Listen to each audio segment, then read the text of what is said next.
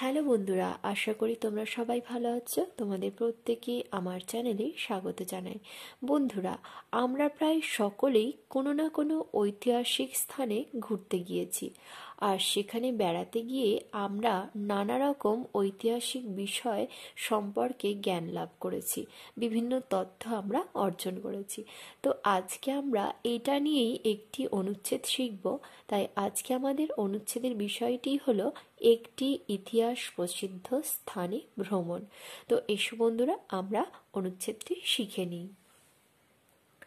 বাবা মার সঙ্গে গত সেপ্টেম্বর মাসে গিয়েছিলাম আগ্রায়। নিঃসন্দেহে এই ভ্রমণ আমার জীবনে এক স্মরণীয় ঘটনা।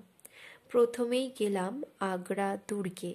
দেখলাম সম্রাট আকবর ও জাহাঙ্গীরের মহল।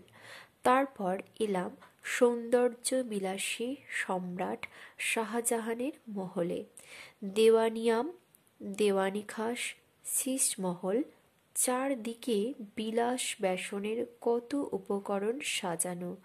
কোষ্টি পাথরের কুচকুচে কালো একটা আসন দেখলাম।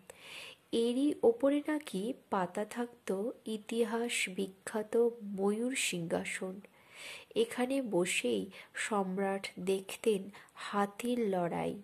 বিকেলে দেখতে গেলাম বিশ্বের বিস্ময়, মধ্যযুগের পৃথিবীর সপ্তম আশ্চর্যের এক আশ্চর্য তাজমহল। দেখে মুগ্ধ বিষয়ে তাকিয়ে রইলাম কত সময়। তাজমহলকে চন্দ্রালোকিত রাতে মনে হলো একটি কবিতা। এরপর দেখলাম যমুনার ওপারে ইতমত-দৌলার সমাধিসৌধ। আগ্রা থেকে 5 মাইল দূরে সেকেন্দ্রায় সম্রাট আকবরের সমাধি। দেখলাম পুরনো শহরের পাশে গড়ে ওঠা নতুন শহর দয়ালবাগ। পুরনোর পাশে নতুনের গর্বোদ্ধত আস্ফালন। স্কুল, কলেজ, অফিস, আদালত ইত্যাদি নিয়ে কর্মব্যস্ততা, সব মিলিয়ে আগ্রা ভ্রমণ বেশ সুখকরই হয়েছে।